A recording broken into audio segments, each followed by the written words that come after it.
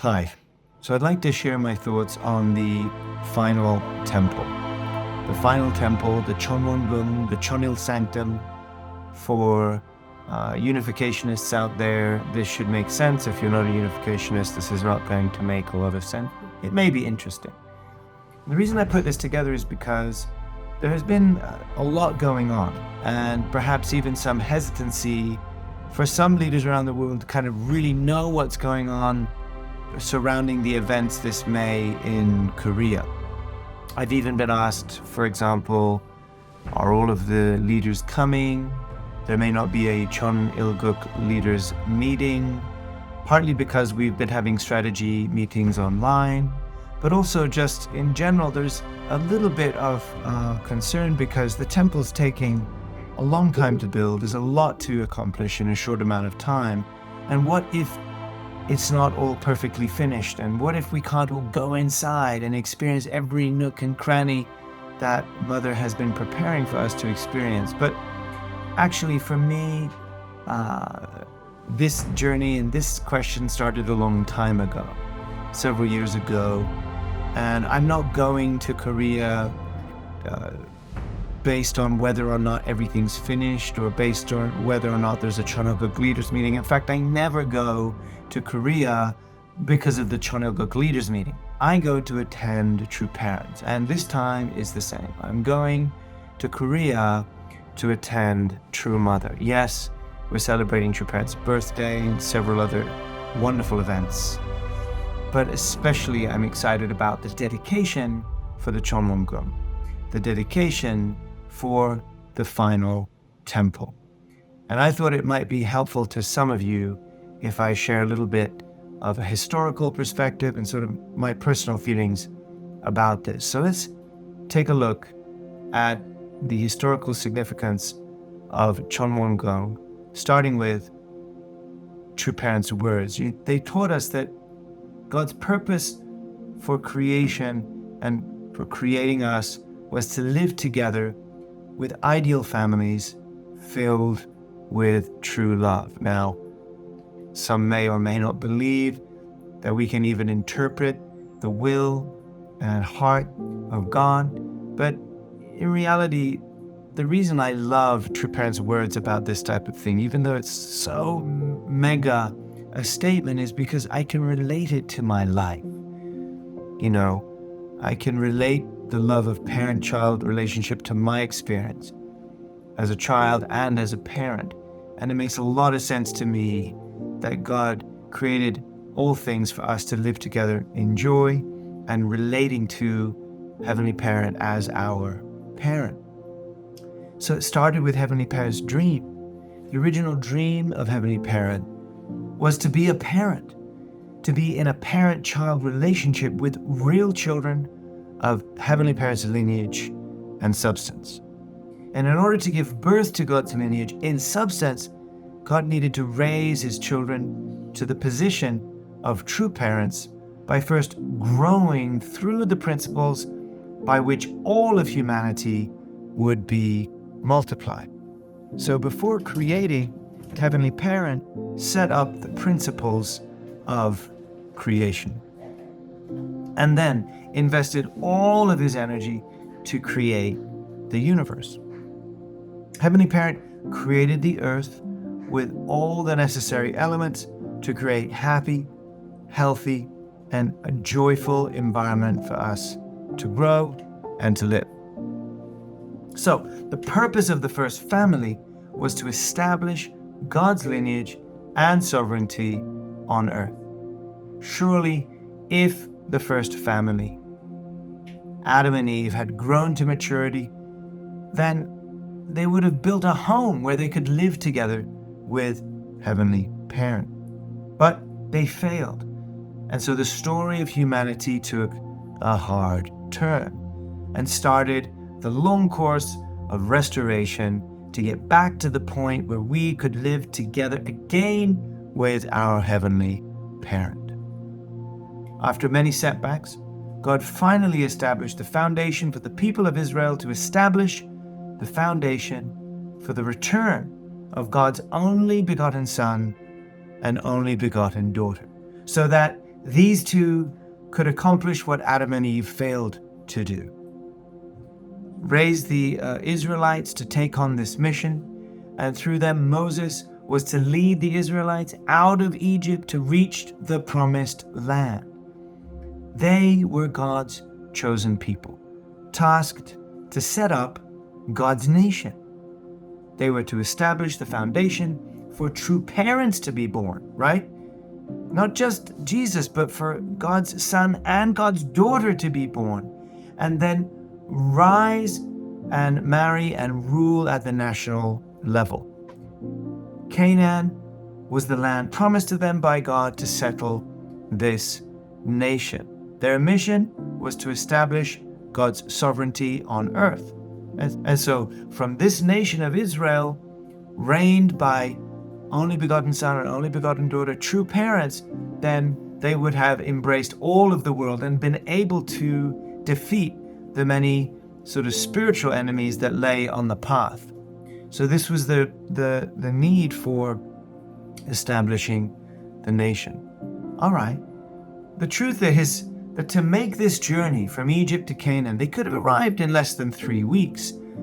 But because of their faithlessness, this journey was prolonged. In order to help them, God had them set up the tabernacle as a place of worship. But it also represented the meeting place, the living place where the Israelites could meet God, where God could be one with them, where God could live with them, at least in this symbolic form. In a sense, this was God's first communication to the chosen people that we were to build a home where God and God's family would live together and grow God's lineage together. So let's go through the elements that were in the tabernacle. First, the tablets. The 2 tablets of stone represented God's covenant with the Israelites and the laws and the commandments that they were to follow. This was a tangible representation of God's word and authority. The 2 stone tablets that record the holy words also represent the bodies of the restored Adam and Eve, or the true Adam and Eve, the son and daughter of God who were to come. In other words, this was symbolic of true parents who were to come as the substance of the word. The Ark of the Covenant was that which held the tablets. Also, Aaron's rod and a jar of manna. This was all a symbol of God's presence among the Israelites. This was considered the most sacred object in the tabernacle because it contained these items. And again, it was a reminder that God was with them. God was with the Israelites, and his presence would guide and protect them. The tabernacle itself was a portable tent used as a place of worship and a meeting place between God and the Israelites. It was designed according to God's instructions and was a physical representation of God's dwelling among the people. It served as a reminder of their relationship with him. All of this was, of course, a preparation and a symbolism of true parents to come. But it also represented the need for God's people to establish sovereignty over the nation and world centering on true parents. This building would represent the capital of God's kingdom and the place where the people could freely attend, and a place of worship representing God's most holy place. So, in a sense, because they were in the wilderness, God had them erect this in the form of a tent, but ultimately God would have the Israelites erect a real temple. But for now, because they were in the wilderness, the best God could hope for was the portable tent set up as the tabernacle. Unfortunately, the foundation for the tabernacle itself was repeatedly delayed, and the course was prolonged to a 40-year period. Why? Because of the lack of faith and the lack of unity of the people who were prepared and the people who were supposed to set the conditions necessary for the tabernacle to be successfully erected. It needed our faith and it needed our unity. Finally, the tabernacle was constructed. However, the Israelites had to live and worship in the wilderness for 40 years on a journey that should only have taken a few weeks. So this doesn't just mean that the Israelites were wandering in the wilderness, but you can say, in a way, that God himself was also stuck in the wilderness and would have to live with them in a tent. Remember, God's original dream to live together with a heavenly, ideal, joyful family in this beautiful creation, in this beautiful garden, and erect a beautiful home, a beautiful temple, all of that was delayed. And for the meantime, God was raising this people, and even though they were stuck in the wilderness, God loved them so much, he at least wanted them to have a center place. Not only a place of worship, but a place that represented the home where God and his children could meet, at least symbolically. Eventually, they entered Canaan, and they set up a monarchy to establish the nation. They set up the tabernacle there also and continued to worship it. But as the capital of Israel, they eventually needed to build a real temple, God's temple. Many Israelites married the Canaanites during this time so that they could have better material life. But because of this, they started to inherit some of the bad habits and idolatry from the Canaanites, which brought confusion to their faith.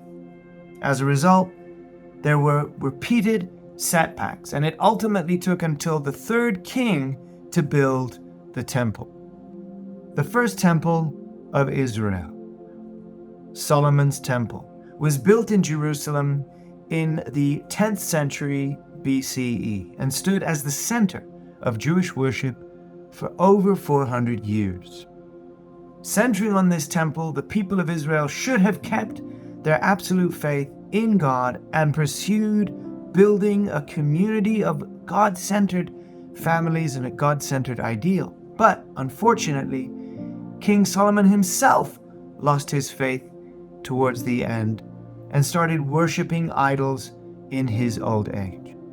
The foundation for the Messiah, the foundation for God's only begotten Son and only begotten daughter to be born on the national level, was invaded, and the temple was destroyed by the Babylonians under King Nebuchadnezzar II. Finally, the second temple of Israel was built, or you could say rebuilt, roughly 400 years before the birth of Jesus. Then, Jesus' family, Judaism, and the Israelites should have created the environment for the only begotten Son and only begotten daughter to grow to maturity, to meet and to marry, but that did not work out.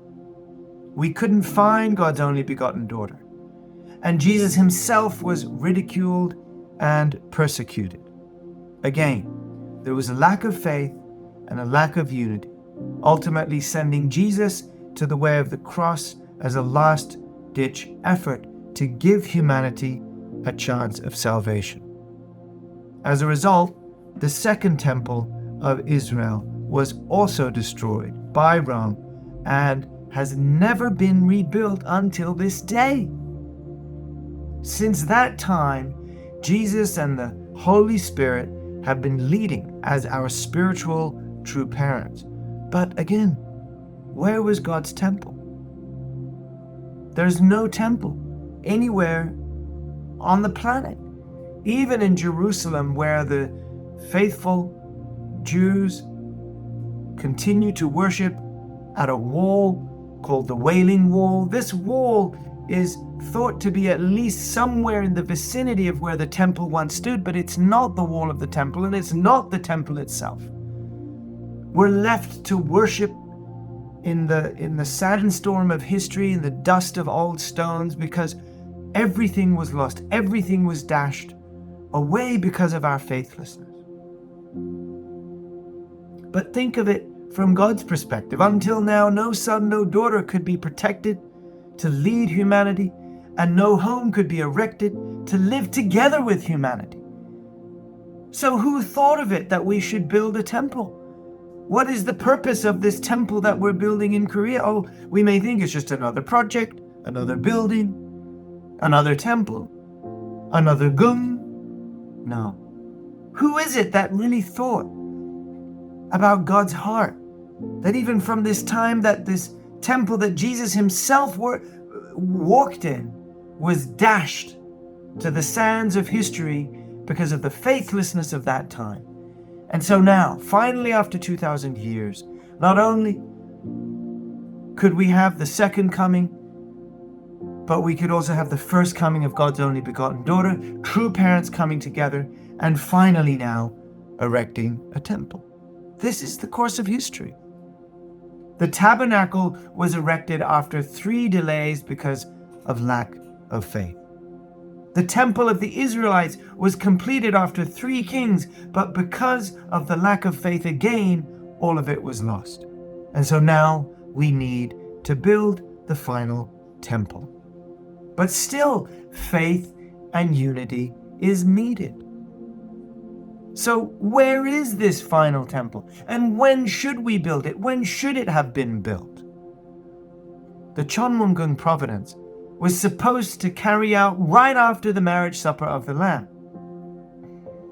If true mother's stature and identity could be fully recognized and accepted by members and by Christianity.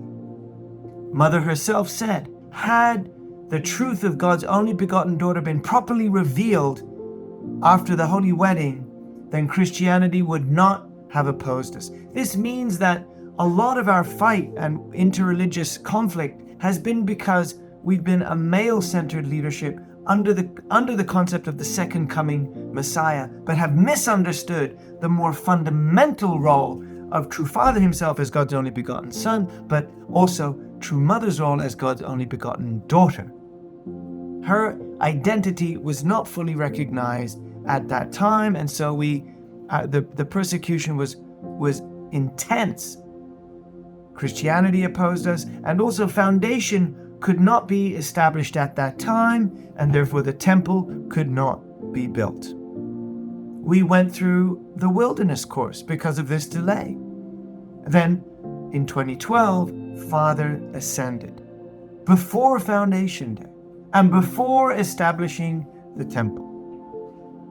It befell to Mother to establish Foundation Day, and now the temple foundation was set. However, Mother said these words, "Before, when I declared the gate opening of the Cheonilguk, I made up my mind to build a Cheon Won Gung. But leaders and members failed to unite with me because of disbelief.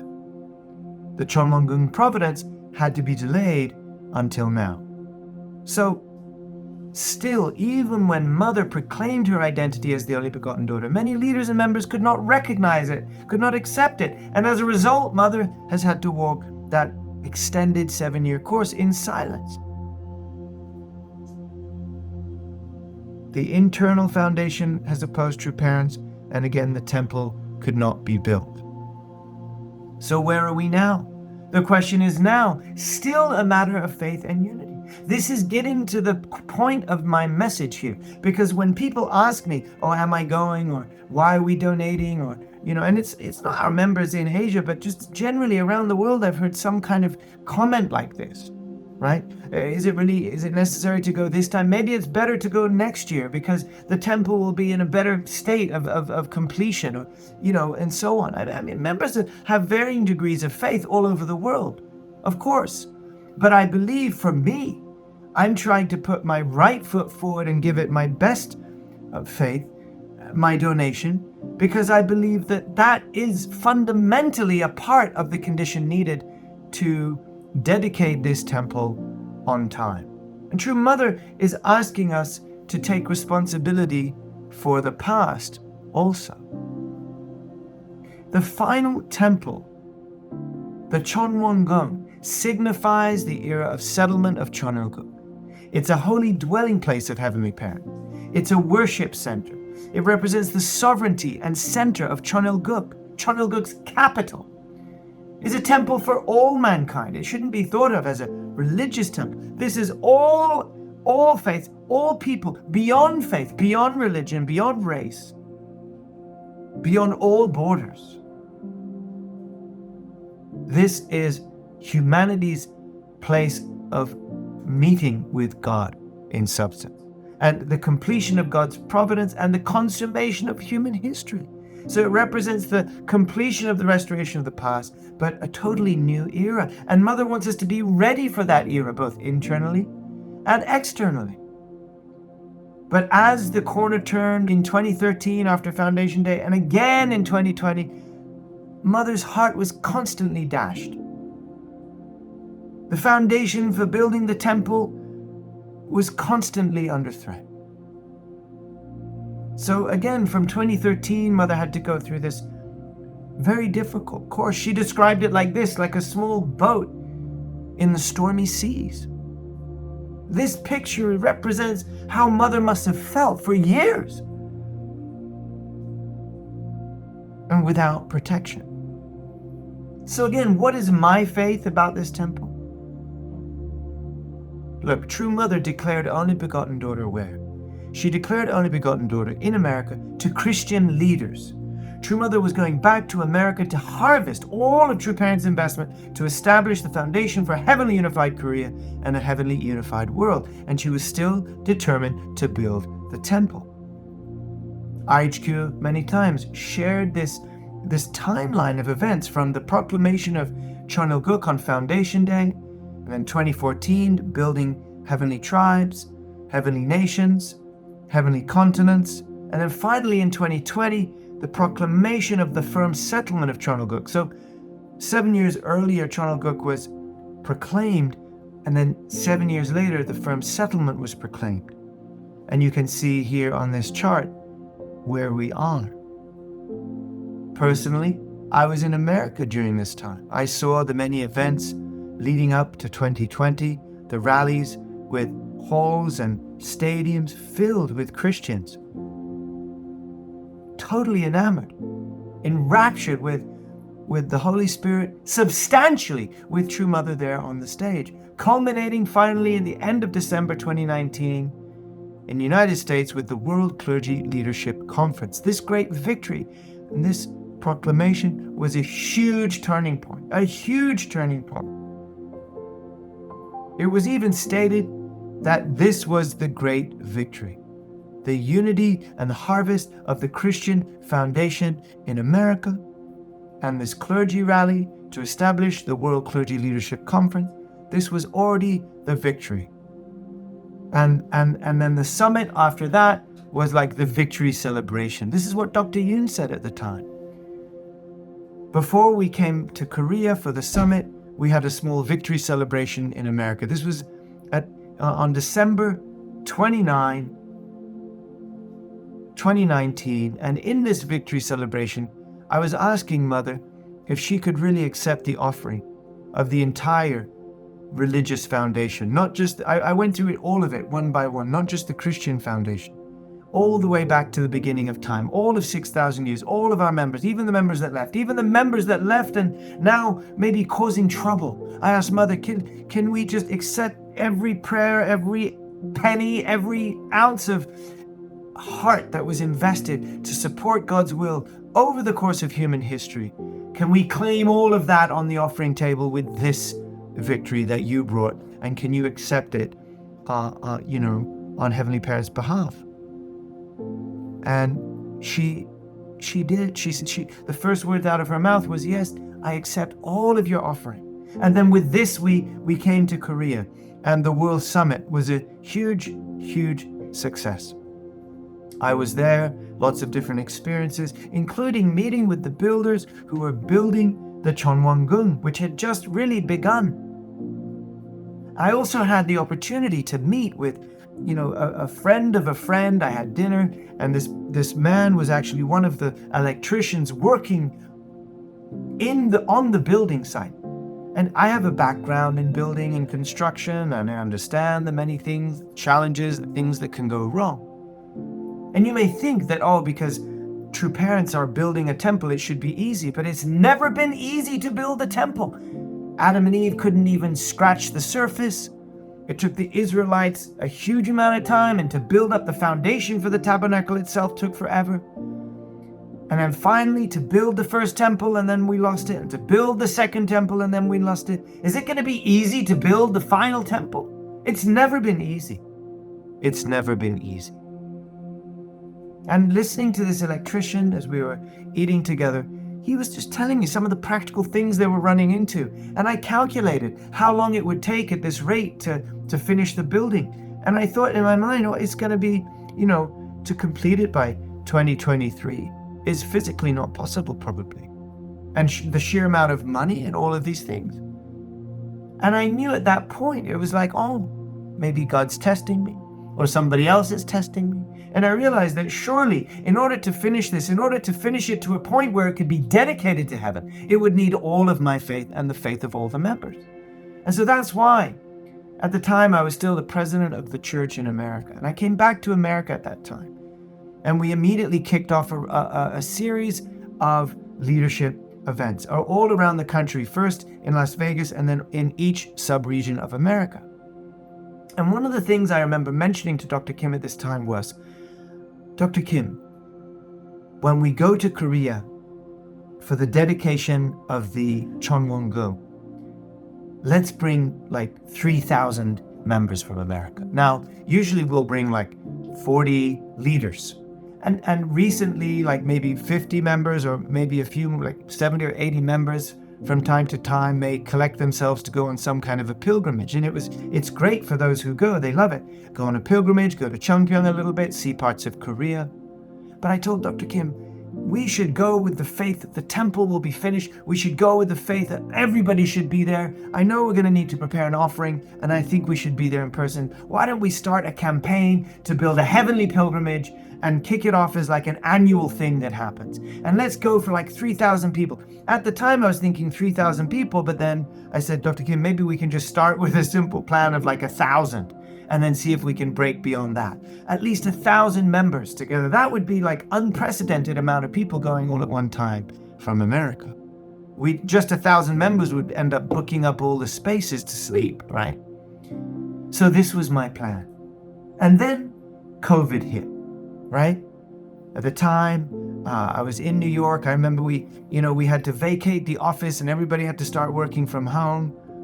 Here's some footage of me and Yumiko driving through the streets of New York City just a couple of days after lockdown. We're thinking, okay, we've got to build our worldwide movement. We've got to prepare for all of these summits. We've got to continental level restorations. We've got to do big blessings. We've got to build this beautiful temple. And now this virus is hitting the world in ways nobody can imagine, and nobody knows how long it will take. This is outside of the New Yorker building, just days after lockdown. Usually this place is crammed with people. And we went this is inside the lobby of the New Yorker one. You see 5 people in there. That's crowded for lockdown. It got worse after this. And this was the state. So then America, I was in America at the time. We had to figure out how we're going to run everything from home. We started to figure out how to do rallies online, how to do Sunday service online, how to start saving our expenses, because we can't presume that money's just going to keep coming out of nowhere to service everything. Our businesses were attacked, especially, the hotel industry, you can imagine. So this was a tsunami. This was a big tsunami, and it was the beginning of the second 7-year course.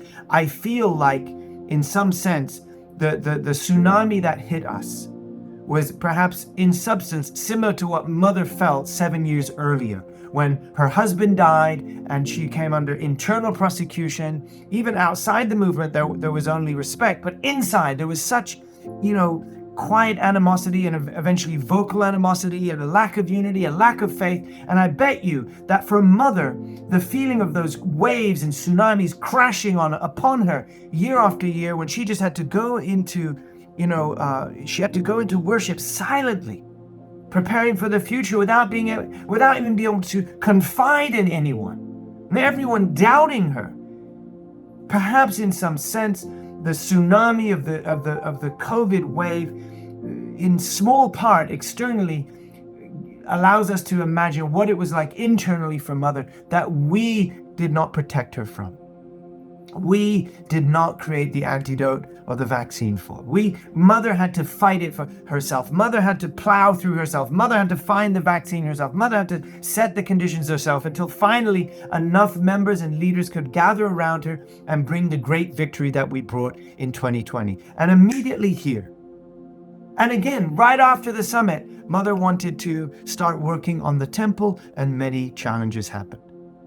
About 8 months after this event, new leadership was announced. We all participated in October, this 2020 Chombo Festival, and we thought it would just be a Chombo Festival. But on that day, Mother surprised us again and announced new leadership. And it turned out, I heard later, that Mother had planned to make these changes earlier in February, but because of COVID, even these plans were delayed. My family was starting to figure out how we're going to take on this huge change. We eventually ended up moving to Bangkok, Thailand. We're here. We're working with these incredible people. We're trying to help True Mother do what she wants to do in this part of the world and substantiating the many foundations that have been initiated here. And of course, bringing the victory. But my job now has never changed. I never lost that dream of getting our members to Korea, preparing our donations, and going to Korea at the dedication of the Cheon Won Gung in May.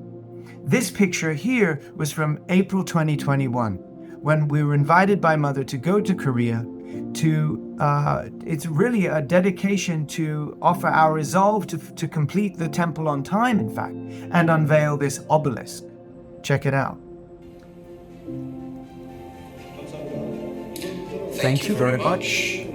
And now we will have the unveiling of the obelisk. If you look behind you, that's where the obelisk is.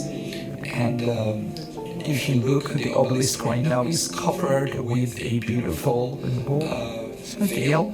And the Mother gave the name of Cheon Seung Tap. The name of the obelisk is Cheon Seung Tap. This will become a symbol of Tabernacle.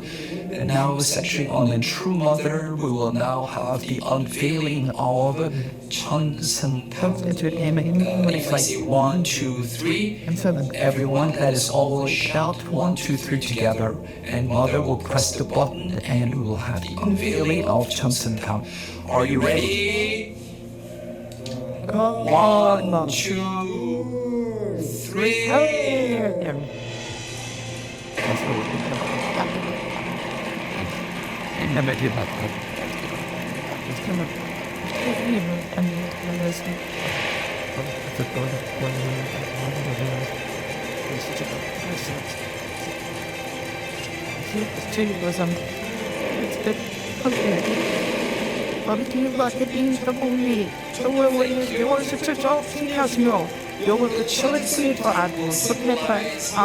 The Victory Award children, sunshine, similar toppings. The kind of obelisk all way up to the bows. Oh, kind of little thing, but it is another round of applause to the True Mother. So when I was there, I remember really feeling, even the title of this event was clearly asking us to take responsibility and determine to dedicate the temple according to heavenly timeline. And, I already understood behind the scenes and just historically that this was not going to be easy and that our faith and unity was needed to make it happen. And I really believe that is Mother's intent behind this entire ceremony and her speech. Next, we will now have the bequeathal of the Cheon Seung Tap obelisks to the regional representatives. What? True Mother will bequeath models of the Cheon Top to the regional representatives.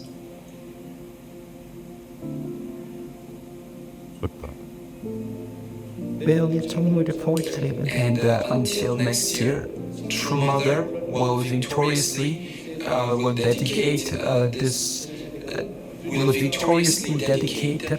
Cheon Won Gung, and therefore on behalf of all the regional leaders and also blessed families around the world, the True Mother is giving the Cheon Top to all the regional representatives. Let us give a round of applause as the different leaders are receiving models of Cheon Top. So we received these as representatives of our region to take responsibility. We were offering our resolve to firmly dedicate the Cheon Won Gung on time. That's why we're coming back to our regions with these obelisks. And in AP1, our obelisk is in our regional Cheonshimwon in Bangkok, Thailand. And I showed it to the members.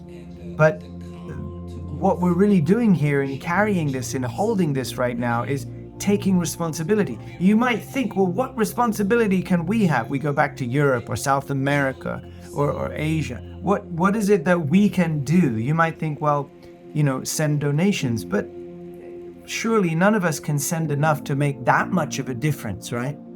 This was much more about the internal faith and commitment, faith and unity and believing and showing up on the day. So this is what Mother said on that day, just a few words from her speech. She said, "The appearance of true parents after 6,000 years among humankind on the Korean Peninsula is a day of blessing, as people from all nations, including Korea, can now become Heavenly Parents' children through true parents. For God, however, sending the true parents was very painful, as it is like leaving his children on the bank of a river where they might fall in. And he could not take his eyes off them even for a moment. True parents have spent the last 60 years in such an environment. As a result, I am deeply sorry and apologetic to Heavenly Parent." Now, first of all, you got to imagine God as a Heavenly Parent from the beginning has just been longing to live with his children, to build the home, the original family and the original home with his children, and to build an environment of joy around the world. And now he had to again send his representatives, father and mother, into a world that was not particularly hospitable, right? So like leaving the children on the bank of a river, it's dangerous. Imagine as a parent leaving your children on the bank of the river where they may fall in, but you can't hold them, you can't protect them. They have to take responsibility. But God never took his eyes off true parents. And it's not just when they're young, their entire life has been that course. It has not been easy. And because it was not easy, several delays occurred again and again. And as a result, Mother's deeply sorry and apologetic, and she's sharing this heart with us as we're all sitting in this ceremony. We're all sitting there listening to Mother share this. I'm really thinking deeply. Yeah, Mother's really asking us to take responsibility. And she said, "Now, just 1 year remains. You who are gathered here are the leaders and senior members of the church. You must properly understand the truth about heaven's providence. Therefore, through a 2-day workshop for all of you, there is content you must understand and thus be able to take responsibility for. And everything with regard to True Parents' Advent can be settled from the standpoint that we must welcome May 5, 2023, a time of a new beginning." So Mother was announcing in this speech that all of us there were going to go through a special 2-day period of study and prayer, late night prayer, to receive guidance that we would need to take responsibility for. Mother said, "Our lives on earth must be free of shadows. Everything that could cast a shadow must be thrown out. Our appearance when we ascend to heaven must be clearer than that of crystal. If there are any shadows in the 60-year history of the Unification Church, we need to eradicate them and move on." I hope that you will put everything aside and be newly reborn as individuals, families, and churches. So, Mother was not just asking us to kind of pray for it. She was not bringing us there to have this ceremony and then attend this 2-day workshop just to kind of pray about it. She really wanted to understand. She wanted us to understand something that we didn't understand before and probably still didn't understand. And perhaps to this day still do not understand. And I believe that understanding is necessary to take responsibility, and taking responsibility is necessary in order to be able to set the conditions necessary for this temple to be victoriously dedicated. So the question you may have is, well, what is the content that Mother shared with us during this workshop? Well, I'm not going to share all of that content here. And in fact, even after this workshop, there was a lot of disgruntled talk, let's say. It kicked off kind of another firestorm of confusion. And so finally IHQ just had to sort of say, no, just wait until the future. Further things, if necessary, will be clarified. It's like even those who were supposed to be able to take responsibility couldn't do so. Okay. So that's dangerous. And so what should I say? Should I not say anything about it? Should I hide that fact? I'm one of those people that was holding that obelisk in front of Mother, pledging to take responsibility. And so at least in some part, I should convey to you the mindset you should have to be able to be ready for May 5. So I boiled it all down to the simplest possible understanding that I believe will help us. The question can be, what is the most important point for us to understand from True Mother's guidance? And this is my perspective on what the most important thing, or the key that will really unlock your own revelation through your own prayer. So, again, we have to remember that first, before anything was created, true parents were envisioned in God's mind. True parents were the dream of God's heart from the beginning. True parents was Heavenly Parent, first creative thought. And in order to establish true parents, he needed to establish creation. And therefore, to establish creation, God needed to establish the principles of creation. God can only manifest and multiply through true parents. That is why God first needed a son and a daughter, and through successfully going through those principles of creation, his son and daughter would be able to inherit the status, or manifest the status, of true parents. Once they achieve this status, they can take that position over God's lineage and over the creation as God's substantial representatives and ancestors of humanity, right? So, what happened? Heavenly Parent created the universe. Adam and Eve were born, but then they fell. So that foundation was lost. He tried again. But we can only find any record of Jesus, and we don't even know where God's daughter was at the time.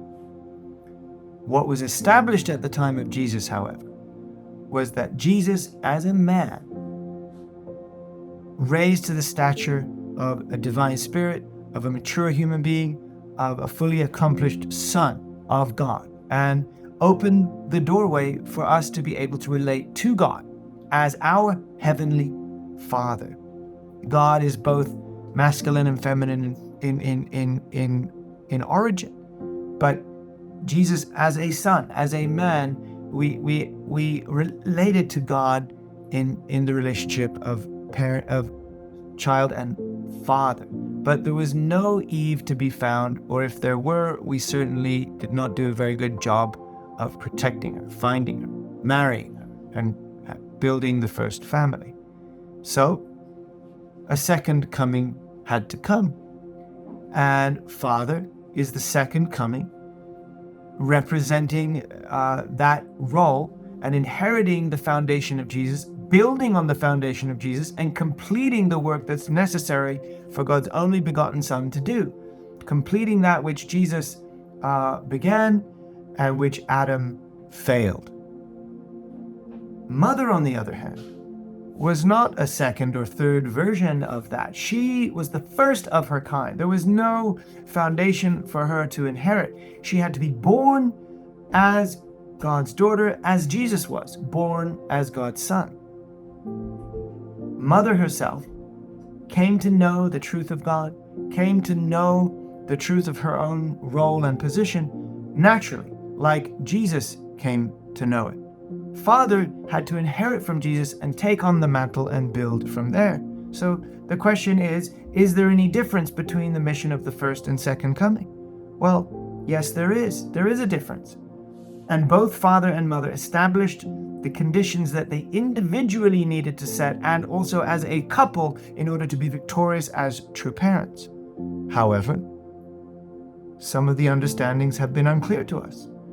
And when we consider the issue that has been heavily debated about mother's stature, I think there's one simple question for me that makes the whole conversation very simple. Where does true mother's authority come from? Many of us were taught, many of us came to believe that it was father who raised, who guided, and therefore gave the authority to mother, perhaps in some inherited sense or some restorational sense. But in her life story, she testifies differently. She testifies that she knew God from a young age. She was raised to know that God was her heavenly parent. And she even knew her own mission and her own stature before even her mother was entirely clear about who she was. And she knew who true father was and what his responsibility was, and that it was his responsibility to recognize her and marry her. So when you look at this chart, does it seem strange to you that God would use a second coming to raise a first coming? Right. It's like this. She's not a restorational figure. Father receives his authority from Heavenly Parent. Mother receives her authority from Heavenly Parent. And because they both establish the position of father and mother, then we open the gateway for Heavenly Parent not just to be Heavenly Father or Heavenly Mother, but Heavenly Parent. And in reality, if we're really to compare the role between the second coming and the first coming, it would be more like this. If anything, it's necessary that we better understand the important role of Jesus in our faith. For the role that he played was to pass on the mantle and inherit to the second coming, so that Father could pick up where Jesus left off and complete everything as Jesus promised he would. So of course there's some nuanced differences in their roles. But without going into all of that and without going into the history of the church and all these things, just pray on this point and understand that mother's authority comes from Heavenly Parent. And repeatedly, if you listen to her words, even reading her own autobiography, you'll find it everywhere. And mother said, "Do you know who I am? I know what I know because God told me. Not because I was taught or because I need your permission. When a country is established in history, there are central figures and there are people involved in it. But I cannot say that I have such people around me. I endured everything alone." And mother saying this is because even after 2020, even after the World Summit, even then there was still those who opposed mother setting up the temple. Isn't that strange? Nobody else is thinking about this. Nobody else is thinking about the fact that for 2,000 years, since the second temple of Israel destroyed, for 2,000 years, there has never been a temple built on the earth. No home where God could live together with his children. No original place of habitat, of worship, place where we could be together as one. And as we're all sitting around murmuring and wondering, it's Mother who's saying it's time to come together as one. She said all religions should come together under the umbrella of Heavenly Parent and build a new civilization, a new human history, one characterized by unity centering on God. And this is the room that she's building for us to walk in, for our hearts to be raised, for our spirits to be touched, for us to make our pilgrimage, our heavenly pilgrimage, to be there together. Of course, the substantial temple, the Holy of Holies, we can say it's the relationship between the blessed husband and wife. It's the blessed family. It's your own temple, right? It's your own temple, your own Cheon Won, you need your own blessed family, your own temple, your own museum. You need to build around your own family and tribe, yes, but where is the temple for your temple? Where is the center for your center? Where is the home of your home? This is it, the international home of all worship in this room. True Mother is trying to build the final temple. It is not just made up of bricks and pillars. The bricks of the building are made up with our substance, with us showing up. And the pillars of this building are the pillars of our faith that erect it. Yes, we need our donations. Yes, we need the building crew. But what I believe since the beginning of time we have needed is faith and unity and to fulfill our responsibility. This, in my opinion, is the meaning of the time that we are in right now, on the threshold of going to Korea and dedicating this building. It's true, the chandeliers may not yet be hung. We may not be able even in May to enter this room. We may not even be able to enter the entire building itself. It may be that there's even a limit on how many can even come outside and look up at the exterior walls of the Cheon Won Gung. None of this is yet known, and none of that matters to me. We, with Mother, are building the final temple. That's why I'm going to Korea.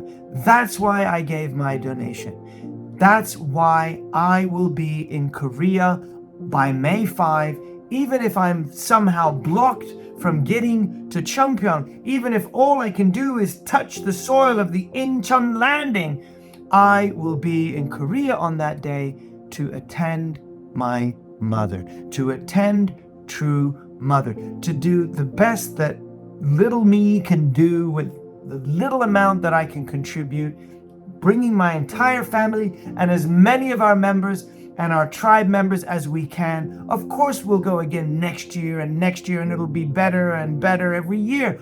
But the best time to be is the time when it is dedicated the first time. For from the beginning of human history, from the very beginning dream of God to have a blessed family, to have a lineage of God, from setting up all the principles of creation, to creating all of the universe, to creating the home for humanity, and dreaming upon the home where we would dwell together, live together, be together, going throughout the entire course of human history, just to get to the point where we could be together now with true parents finally established and the foundation laid because our beloved True Mother, and now finally, weeks away, months away, days away, I'm on my way. And the reason I'm sharing this message with you is because some have asked, why are you going? Some have asked, is it necessary for everybody to come if there's no Chonobuk leaders meeting? Some have asked this or that or another thing. For me, none of those things matter. I don't care if the bus breaks down. I don't care if all I can do is look at it from mountains away. I'm going to be there when Mother called me to be there, because I believe every ounce of faith that we can put on the altar by May 5, and every step of substance that we can give to the altar by May 5 will be the bricks and the pillars of the victory of this temple. Because it's not just about the building. It's about bringing the conclusion of God's providence and beginning a new era with True Mother. We have to understand more deeply who she is and where she's guiding us. I believe Father is guiding us, Jesus is guiding us, all of the faith leaders from the spirit world are guiding us. This is much more than just another building. It's much more than just another temple. This is the final temple and the center of Cheon Won Gung and the beginning point of a new human history. So let us become clear, let us become clean, let us repent, and let us clarify who we are, what we're doing, why we're doing it, and see each other there. God bless you, brothers and sisters. Have a great week.